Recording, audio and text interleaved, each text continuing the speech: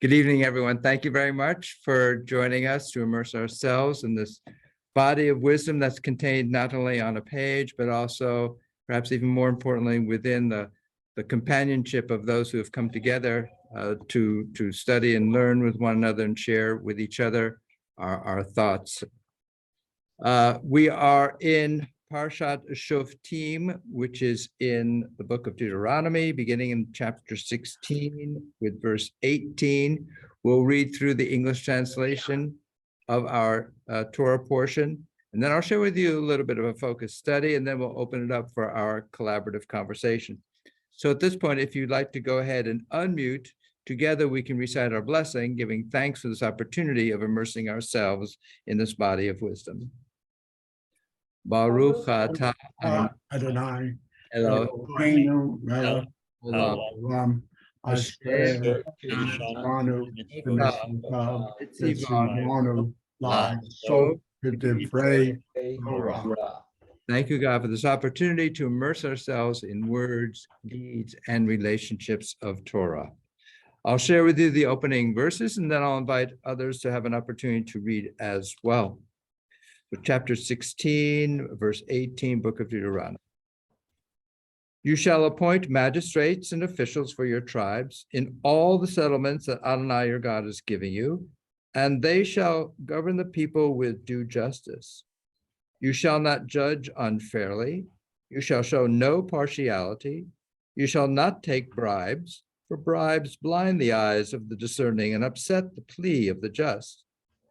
Justice shall you pursue, that you may thrive and occupy the land that Adonai your God is giving you. You shall not set up a sacred post, any kind of pole beside the altar of Adonai your God that you may make, or erect a stone pillar, for such Adonai your God detests. Chapter 17. Richard, would you like to read a little bit? Thank you. You shall not sacrifice to the Lord your God an ox or sheep that has any defect of a serious kind, for that is abhorrent to the Lord your God. If there is found among you in one of the settlements which the Lord your God is giving you, a man or a woman who has affronted the Lord your God and transgressed his covenant, turning to the worship of other gods and bowing down to them, to the sun or the moon or any of the heavenly host, something I never commanded, and you have been informed of or learned of it, then you shall make a thorough inquiry. If it is true, the fact is established, the abhorrent thing was perpetrated in Israel, you shall take the man or the woman who did that wicked thing out to the public place, and you shall stone them, man or woman, to death. The person shall be put to death only on the testimony of 2 or more witnesses. He must not be put to death on the testimony of a single witness. Let the hands of the witnesses be the first against him to put him to death, and the hands of the rest of the people thereafter. Thus you will sweep out evil from your midst. Thank you. Kath, would you like to read a little bit at this verse 8? Thank you, Rabbi. If a case is too baffling for you to decide, be it a controversy over homicide, civil law, or assault, matters of dispute in your courts, you shall promptly repair to the place that Adonai your God will have chosen and appear before the Levitical priests or the magistrate in charge at the time and present your problem. When they have announced to you the verdict in the case, you shall carry out the verdict that is announced to you from that place that Adonai chose, observing scrupulously all their instructions to you. You shall act in accordance with the instructions given you and the ruling handed down to you. You must not deviate from the verdict that they announced to you, either to the right or to the left. Should a man act presumptuously and disregard the priest charged with serving there Adonai your God or the magistrate, that man shall die. Thus you will sweep out evil from Israel. All the people will hear and be afraid and will not act presumptuously again. Thank you so much. Mark Thompson, would you like to read a little bit at the start of verse 14? Thank you, Rabbi. If after you have entered the land that the Lord your God has assigned to you and taken possession of it and settled in it, you decide I will set a king over me, as do all the nations about me. You shall be free to set a king over yourself, one chosen by the Lord your God. Be sure to set as king over yourself one of your own people. You must not set a foreigner over you, one who is not your kinsman. Moreover, he shall not keep many horses or send people back to Egypt to add to his horses. Since the Lord has warned you, you must not go back that way again. And he shall not have many wives, lest his heart go astray, nor shall he amass silver and gold to excess. When he is seated on his royal throne, he shall have a copy of this teaching written for him on a scroll by the Levitical priests.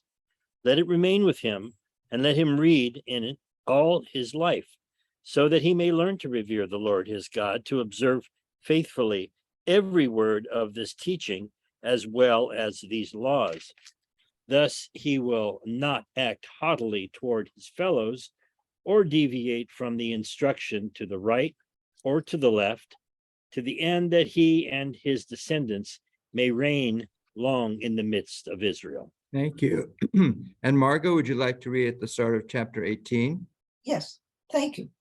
The Levitical priests, the whole tribe of Levi, shall have no territorial portion with Israel. They shall live only off the Lord's offerings by fire, as their portion, and shall have no portion among their brothers' tribes. The Lord is their portion, as he has promised them. This then shall be the priest's due from the people. Everyone who offers a sacrifice, whether an ox or a sheep, must give the shoulder, the cheeks, and the stomach to the priest. You shall also give him the first fruits of your new grain and wine and oil, and the first shearings of your sheep.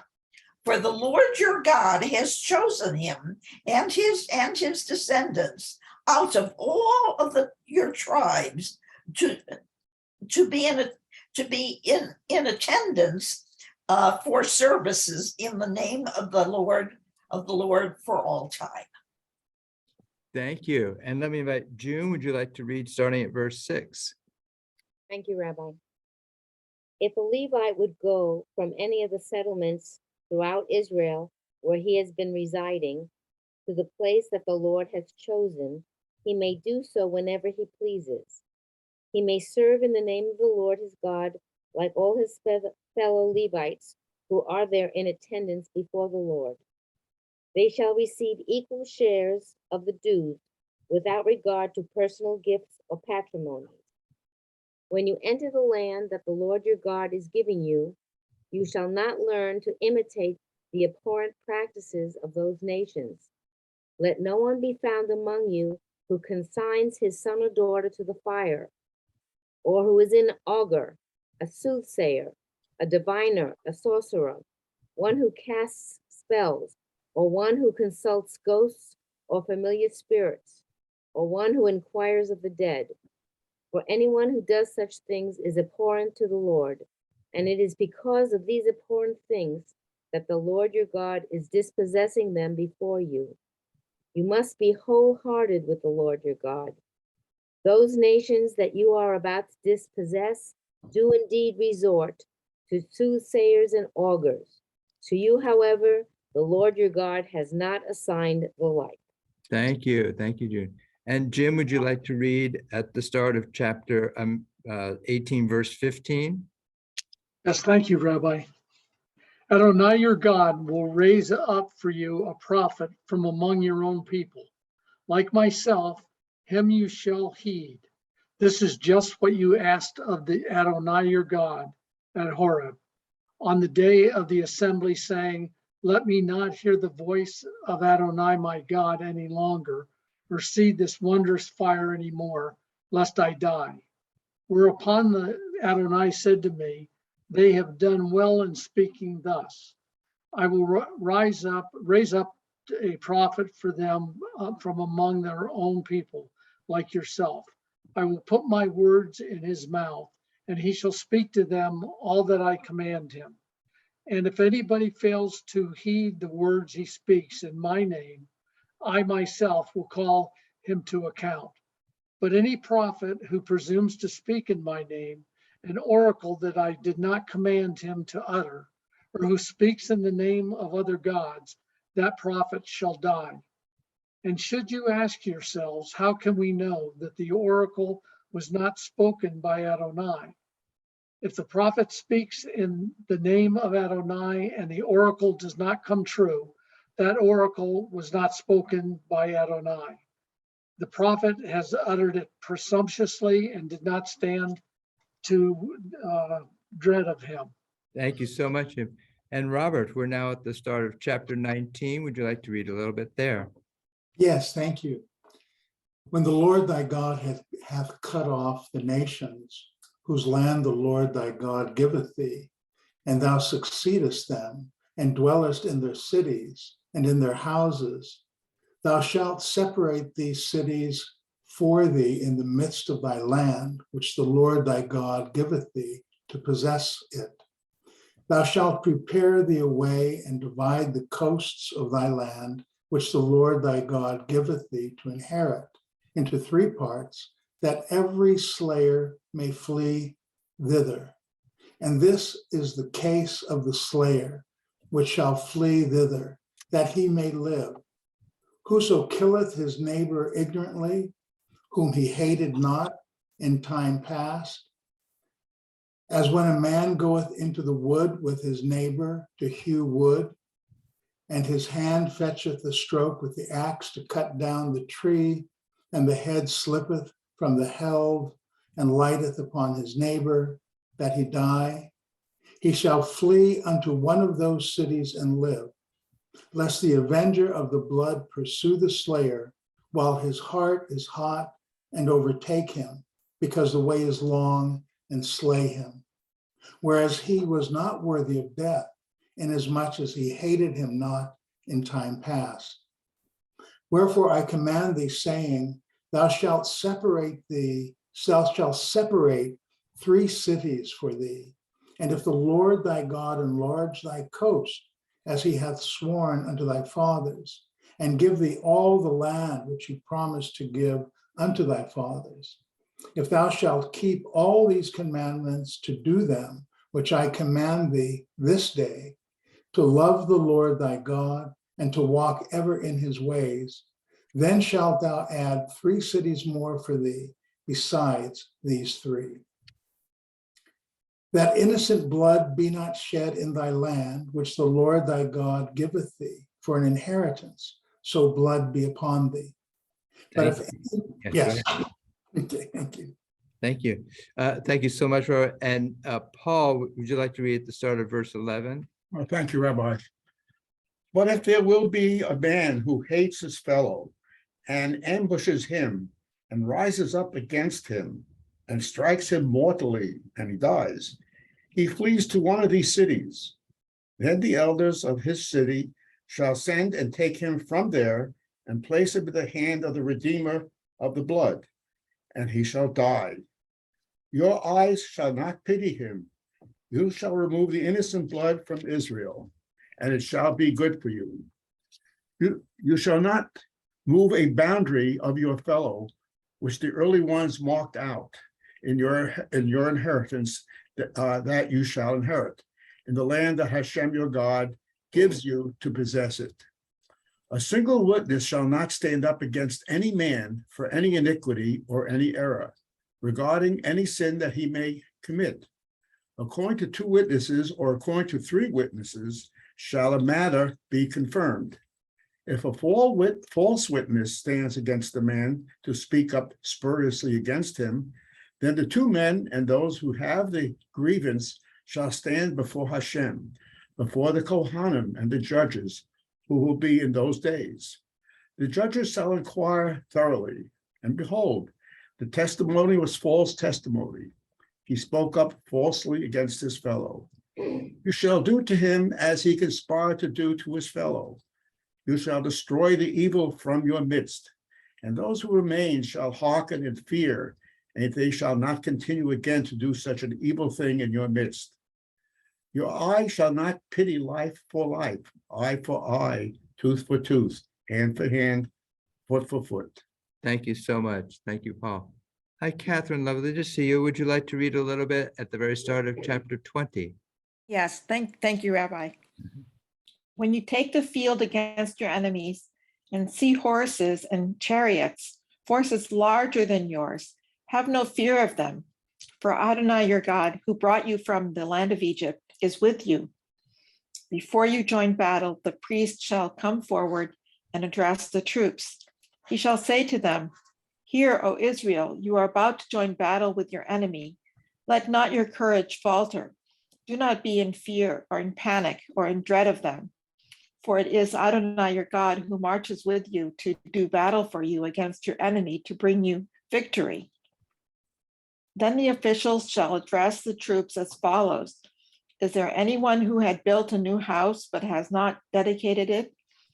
Let him go back to his home, lest he die in battle and another dedicate it. Is there anyone who has planted a vineyard but has never harvested it? Let him go back to his home, lest he die in battle and another harvest it. Is there anyone who has paid the bride price for a wife, but who has not yet married her? Let him go back to his home, lest he die in battle and another marry her. The officials shall go on addressing the troops and say, is there anyone afraid and disheartened? Let him go to his home, lest the courage of his comrades flag like his. When the officials have finished addressing the troops, army commanders shall assume command of the troops. Thank you so much, Catherine. And Justin, would you like to read at verse 10? Thank you, Rabbi. When you approach a city to wage war against it, you shall propose peace to it. And it will be, if it responds to you with peace, and it opens up to you, then it will be that all the people found therein shall become tributary to you, and they shall serve you. But if it does not make peace with you and wages war against you, you shall besiege it. And if the Lord your God will deliver it into your hands, and you shall strike all its males with the edge of the sword. However, the women, the children, and the livestock, and all that is in the city, all its spoils you shall take for yourself, and you shall eat the spoils of your enemies, which the Lord your God has given. Thus shall you do to all the cities that are very far from you, which are not of the cities of these nations. However, of these people's cities, which the Lord your God gives you as an inheritance, you shall not allow any soul to live. Rather, you shall utterly destroy them. The Hittites and the Amorites, the Canaanites and the Perizzites, the Hivites and the Jebusites, as the Lord your God commanded you,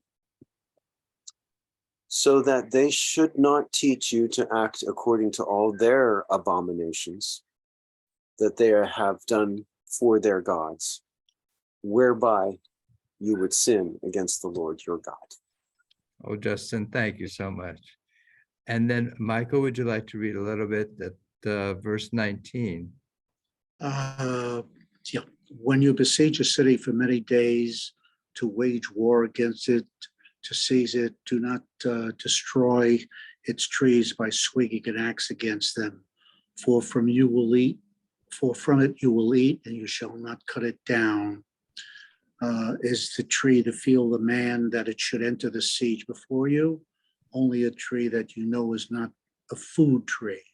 It you may destroy and cut it down and build a bulwark against the city that makes war with you until it is conquered. If a corpse will be found on the land that Hashem your God gives you to possess it, fallen in the field, that it was not known who smote him, your elders and judges shall go out and measure toward the cities that are around the corpse. It shall be that the city nearest the corpse, the elders of that city shall take a heifer with which no work has been done, which has not pulled with a yoke. The elders of that city shall bring the heifer down to a harsh valley, which cannot be worked and cannot be sown, and they shall axe the back of the heifer's neck in the valley. The Kohanim, the offspring of Levi, shall approach for them has Hashem your God chosen to minister to him and to bless with the name of Hashem, and according to their word shall be every grievance and every plague. All the elders of that city who are nearest the corpse shall wash their hands over the heifer that was axed in the valley. They shall speak up and say, our hands have not spilled this blood, and our eyes did not see. Atone for your people Israel, that you have redeemed, O Hashem. Do not place innocent blood in the midst of your people Israel. Then the blood shall be atoned for them. But you shall remove the innocent blood from your midst when you do what is upright in the eyes of Hashem. Well, thank you. And thank you very much. I mean, that's our entire portion for the week. I'd like to share with you a little bit of focus study, and then we'll open it up for our collective collaborative conversation. If you have a copy of the study sheet, I invite you to take it out now.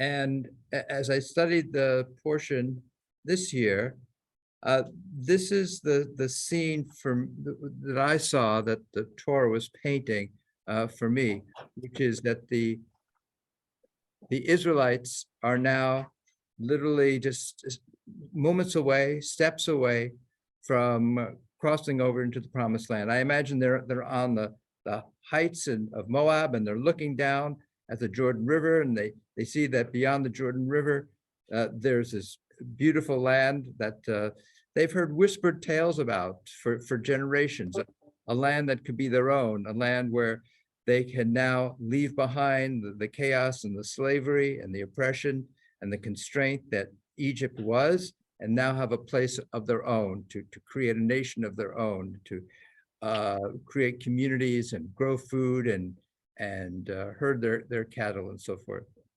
And so this is a moment of great anticipation.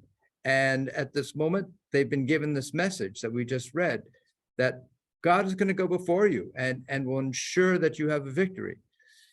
So one can imagine that at this moment, as all this is being told by Moses to the people, as they are seeing where they're about to go, as the culmination of this dream that's been shared down across generations for hundreds of years, not only the anticipation, but the great sense of burgeoning triumph that one could experience. Finally, we're not only going to be free, but we're going to have a land of our own. What fascinates me as I read the portion this year is the extent to which that sense of triumphal anticipation is offset by a number of instructions that seem to kind of place a sense of restraint on this great sense of what they might be feeling in terms of the triumph that is at hand. So let's look at the study sheet, which I've entitled The Art of Restraint. And the first one, which is perhaps the most familiar, is the verse, "Justice, justice shall you pursue, that you may live and inherit the land that Adonai your God is giving you." Well, one might think that with the fact that God is going to be in front of us and ensure us victory and dispossess all these other people that are there, that one might have a great sense of one's power to dominate and to defeat. And so this message here is given to the Israelites at this moment that not only says you're supposed to pursue justice, but you're supposed to pursue justice in a just way, that you can't accept bribes, that you can't favor someone just because they're rich, or for that matter, favor someone just because they're poor. You have to be rigorous and restrained in how you operate justice. And then next, number two, A single witness may not validate against a person any guilt. A case can be valid only on the testimony of two witnesses or more. So here's a case where you'd think maybe someone in the community who's very well known, very influential, very wealthy perhaps, comes up and says, so-and-so trespassed on my land. And people might say, oh, well, we should trust him because he's so generous in his charity works, and he's so wealthy and so well known and prosperous and so well established. But this is saying that no, you can't just make a judgment based upon what one person says. You have to have multiple confirming witnesses that this act in fact did occur. And then here's one, number 3, which is perhaps maybe the most striking of all. Remember that this is an ancient society where kings were deemed to have total power over life and death, and whatever they wanted, they could take. And number 3, from chapter 17, verse 18, if you're going to have a king, make sure that a king may not keep many horses, and he shall have a copy of this Torah, this instruction on a scroll before him, so that he'll learn that he should not elevate himself above others. Well, the idea that a king could somehow be constrained in what he could do, in what his power, in his acquisition of wealth, is totally revolutionary and radical at this time. And then we have this notion, which there are many cultures, as when someone's relative has been killed, then it's a matter of honor to go forth and seek revenge on the person who caused the killing. And so we have this form of restraint here. The blood avenger, pursuing the slayer in hot anger, may overtake and kill that person. And that is why I command you to set aside 3 cities. So there's this process that's being set up of creating a number of cities of sanctuary, where if someone has killed someone, whether by accident or perhaps intentionally, that person can flee to a city of sanctuary and be safe from the blood avenger who seeks to kill that person in vengeance.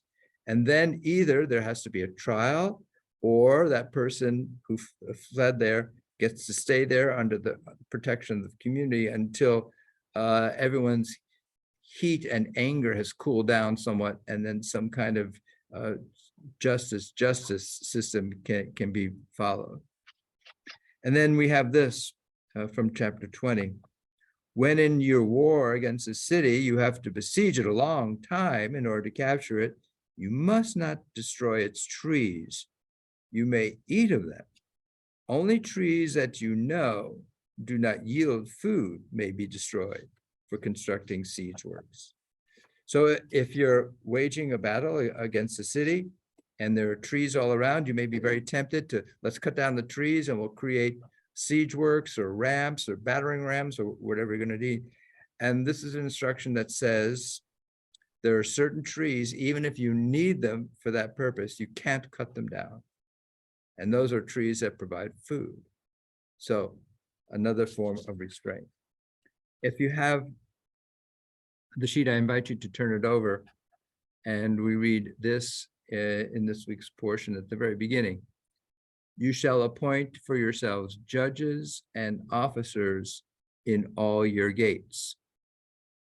So one way of understanding that is on the kind of literal level, which is that in ancient cities, people would be sitting at the gates to the city, and those people would often be either guardians of the city, or sometimes that's where courts would be held, and people would be judged at the entryway to the city.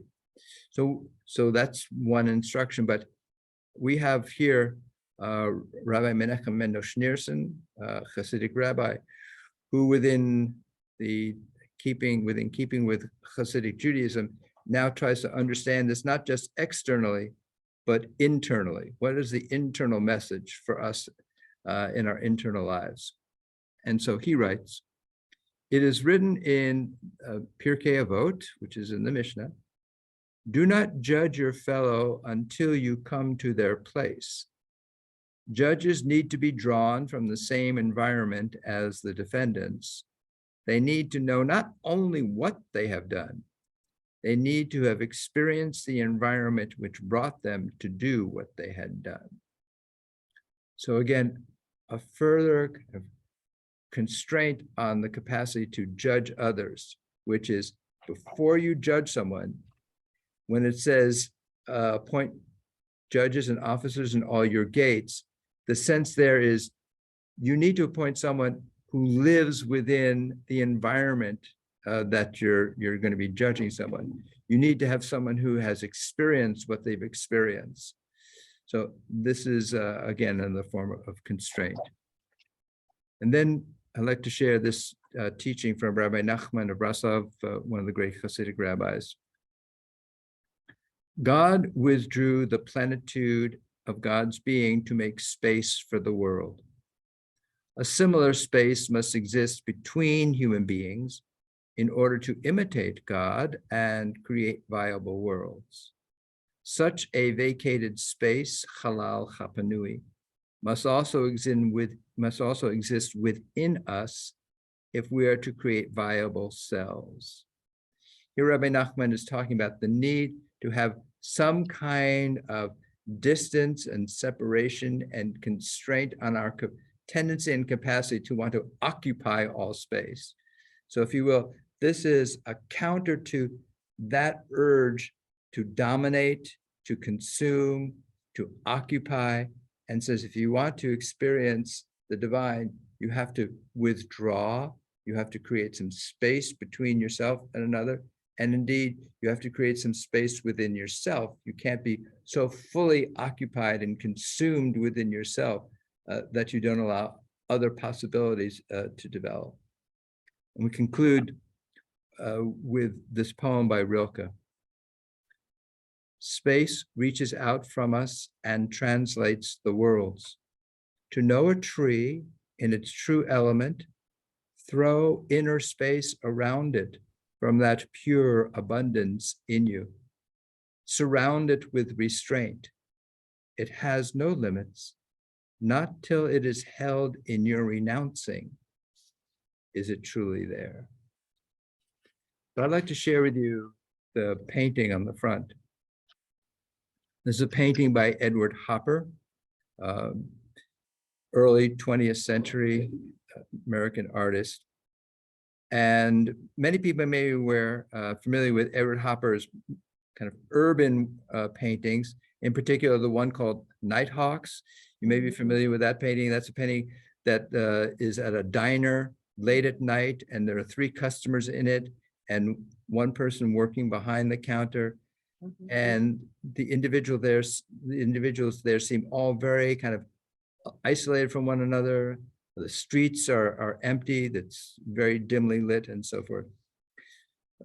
Edward Hopper also did a number of landscapes. And in this landscape here, there's something that's full of, I call it restraint. The sky is very pale blue. It's not really what draws our attention. In fact, I suggest it's not the main aspect, the main element that Hopper wants us to look at.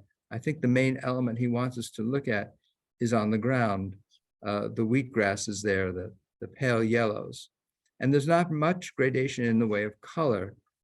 There's the color of the grass, the very faint color of the sky, and then the only change in the color of the grass really is from shadows passing over it. And then you have the line of the hills in the back, which are almost creating a singular line. There's a lot here that's just, it is just very restrained. It was as a landscape painter, many landscape painters would have been taken with the idea of the need to capture something bold and to draw attention, a bold blue sky or many different colors in the painting. And he's very subtle.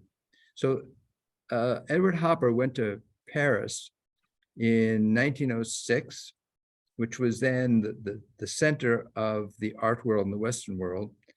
And so many things were happening there in Paris, not the least of which were the post-impressionists, and then with Picasso and Braque and others, the development of Cubism, which was transforming the world of art in very radical ways.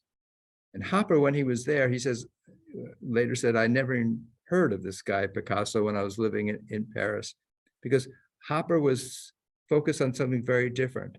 He wasn't focused on the drama and the complexity of the world around him. He was focused on its stillness, even one might say on its flatness, on its calmness. And he painted with a great deal of restraint. And yet when we look at some of his paintings of restraint, we get so much out of them. And one might say that one of his lessons is to experience and practice restraint can be so very expanding. So with that, I think that that's the message I was getting out of this week's Torah portion, that on the precipice of great triumph, Torah is teaching us the importance of self-restraint, of restraining our urges, of restraining the exercise of power over others, and to have a sense of what we can achieve when we pursue justice justly. So with that, I'd love to open it up and hear what thoughts you have and what you encountered along the way of our reading this week's portion. If you'd like to raise your hand, I would love to call on you.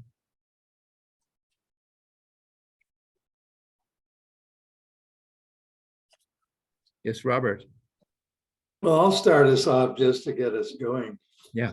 It's interesting, this thing about restraint. I've really learned a lot about how to look at art in a different way as a result of the many weeks I've been privileged to be with you, all of you. But, I was thinking with regard to restraint and our natures, I've often thought that there are cultures that have rites of passage for young men and also for young women. So, for example, there's a bar mitzvah, I believe, for young Jewish boys when they're 13. But when I first reflected on it years ago, I thought, a rite of passage for a young man is when he can discipline himself, when he can control his anger and remain in control and not be subject to his lower self. And to me, that's related to this. So thank you very much. Lovely. So, when I would officiate a bar bat mitzvah, I would often think about rites of passage, and I would say to families, I'd say, especially in the modern world, we know that our teenagers have the opportunity to go through many different rites of passage. And often those rites of passage have to do with indulgence and freedom. And what the bar bat mitzvah is all about is a sense of responsibility, of standing up before a community, and taking responsibility for that community. So it's a very counter narrative, if you will, a counter measure to the sense of what it means to be becoming an adult in the modern world, which is now I'm free and I can do whatever I want and no one can stop me. This is a way of, the bar bat mitzvah is a way of tying oneself to a community and assuming responsibility for the community. So thank you for mentioning that. Thank you. Paul. Yeah, I think Robert was the one that started the idea that of wrong. There is no. Okay, so there's right, and the right is you, Rabbi, where you take a sentence that often antagonizes me and or painting I don't understand, and then I begin. That's the pleasure I have each week. It's explained to me, and I understand that it's right. Okay, to demonstrate to Robert on my venture to prove the idea that something is wrong. Okay. Okay, the best example I have is Rilke. He says, in your renouncing, is it truly there? Okay, that's an example of what drives me nuts, okay? Where when I take it the abstract world of going to the Himalayas and the guru at the top of the mountain, yeah, that sounds really terrific. But my personal life, I remember in the years that I was single, if a lady would renounce me and with no restraint, I couldn't argue that, okay, now I'm there. But the person that was there last week, that was just annoying the hell out, he wasn't there. So the idea that I just appeared only, so when I look at that sentence, I have a hard time with it. I mean, that's what happens. Maybe it's Rilke is a poor example of that, but the idea of presenting opposites that almost appear to me as nonsense. True, I'm not a tree. Maybe it applies to a tree, but I really appreciate how somehow or other among those things that are so abstract that at the end of the week or the end of the session, I understand, especially when it comes to the Bible, I just went past that stuff, and my enjoyment each week is that, things are right, but I also feel that many times I'm wrong. So, that's lovely, to be able to say that and think back upon yourself. And the Rilke poem, the way I encountered it, was that there's such a tendency in our lives to think that in order to know something, I have to possess it. And Rilke seems to be saying the only way to really know something is to allow it to be what it is, free of your possession. And so it's a counter to our tendency to want to consume and dominate and possess, and to throw space around something. And that's the way we come to know things. It's by creating space around it rather than possessing it and dominating it.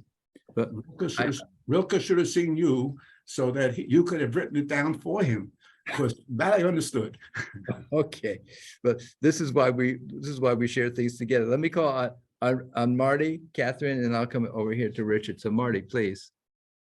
Found it interesting that you felt that this particular parsha somehow conveys restraint, because as I study Torah, I think that the entire Torah suggests and demands restraint, that the Torah is a rule book. It's rules and regulations. It prescribes many, many, many behaviors. In fact, you have relatively little degrees of freedom according to the Torah. If you are a righteous person, you follow the rules in the Torah. And if you don't, then you get stoned to death. I know that this is gonna, I have a feeling people are gonna want to say something that you've kind of inspired. So let me call on Catherine, Richard, then I'll come back to myself as well. Thank you so much, Marty. Yeah, Catherine. Okay. What I was struck by in this parshat is that the people are about to encounter a path that is strewn with death, potentially, but they're going to have to encounter death. So what this is about, it seems to me, is how can life be preserved in the face of death? Because we have the sanctuary cities, we have the saving the trees that need to bear fruit. So how do you preserve that which can give life to the people, even as they encounter some form of death? I also think about the context of an ancient, especially an ancient nomadic community, and the kind of rules that often prevailed there, which is you have to strike first, or you have to take and steal if you're going to survive. And what you pointed out is that this is, and as Marty is also talking about the importance of rules, that the only way to really survive is to be able to restrain our impulses, restrain our tendency to want to destroy everything, dominate everything, impose dominion over everything. So thank you very much for that. Let me call on Richard and then Kath and Mark. Go ahead. About this tree, what I read here is it says, throw inner space around it from the pure abundance within you, surround it with restraint. That, and it reminds me of the phrase, treat others as yourself.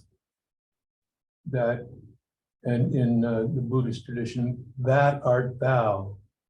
That by letting go of ego, there's a presence and things come part of the space that you're trying to create in your head outside of the ego.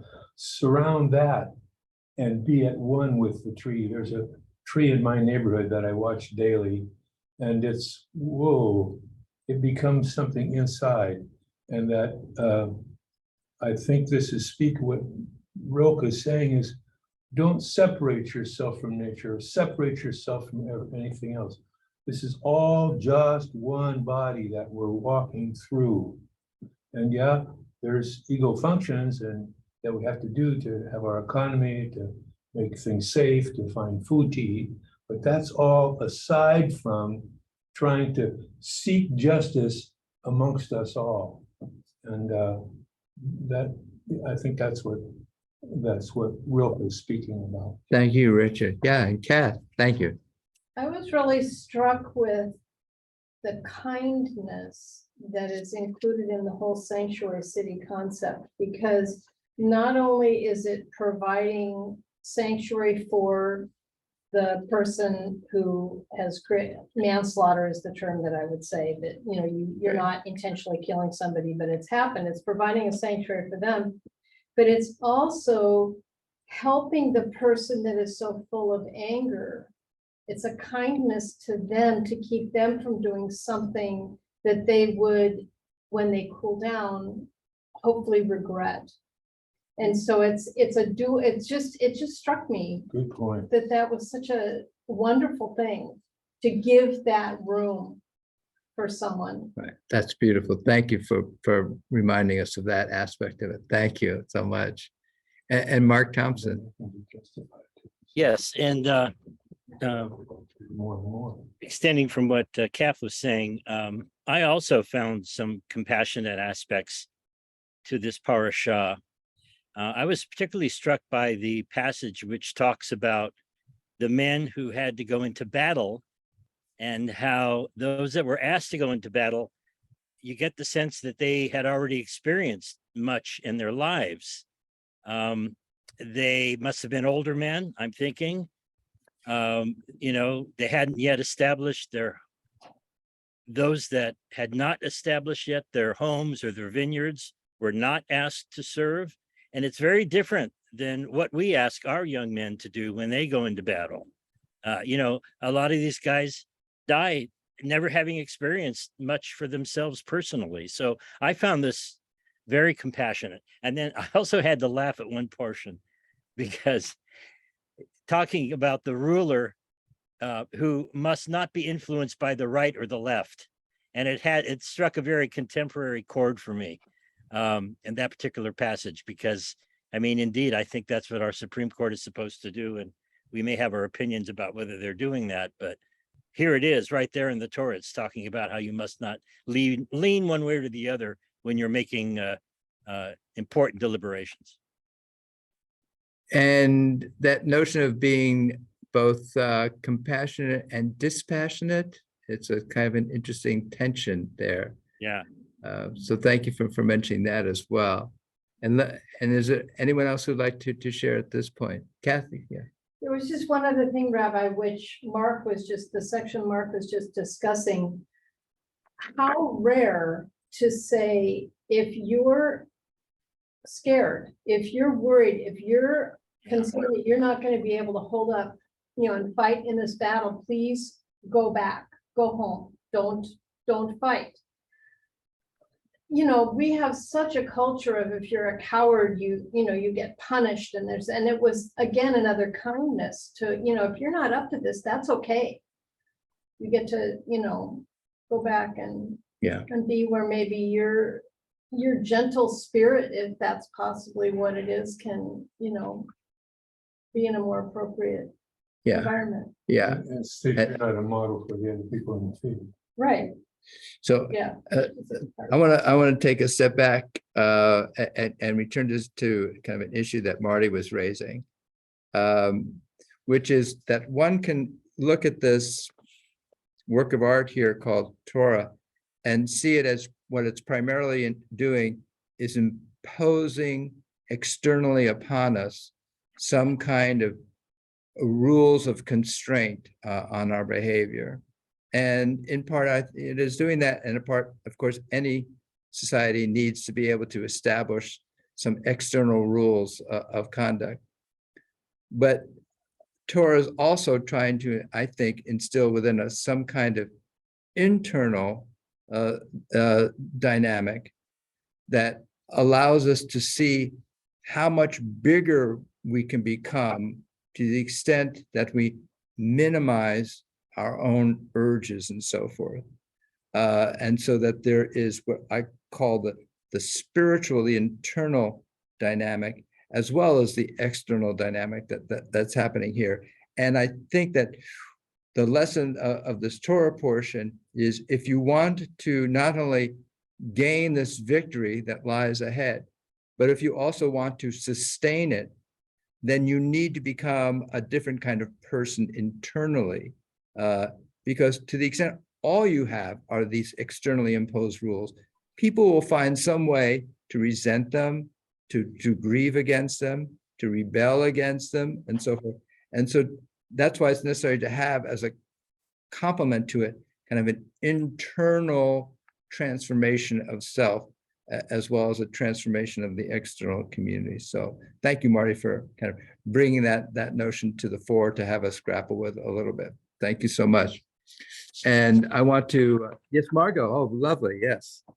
I was looking at the picture, and the part to me that's most interesting is the road, because that's how you can escape. Look at how restrictive that all those boulders and the landscape is. I'm not sure what you can escape from, but it is the way to escape. So here's the other thing that I noticed too. Thank you for bringing us back to the painting, Margot. You see those poles? Yeah, Yes. So those poles should have wires going across them. Yeah. And those wires should be some form of transmission of communication.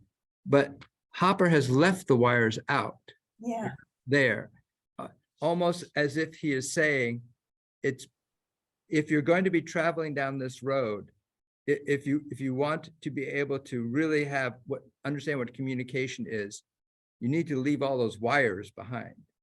Right. You need to get something you need to embrace a world that's far more organic than what those poles and wires represent.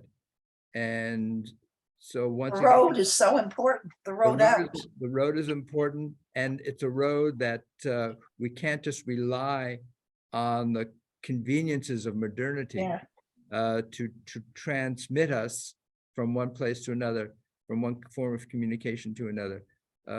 We need to return to something much simpler. And that, in fact, is one of the themes that he was grappling with in most of his painting, the tension between what it means to be a human being and the needs that a human being has for companionship, and the extent to which modernity does or does not foster and promote those kind of fulfillment of those kind of needs. So I want to say in conclusion that to live in a world of self-restraint is made so much easier when one is part of a community that is not ruled by a sense of domination, of power over others, but when one shares in a community where people are compassionate, dispassionate when it comes to judging, and that allows us to really fulfill the message of tzedek, tzedek tirdof, justice, justice, so you pursue. I'm honored to be in that in that cohort and community with all of you. Thank you so much, everyone. God bless you all. Be well. Look forward to our next gathering. Bye-bye. Thank you, Rabbi. Good night. Thank you. Thank you so much. See you next week.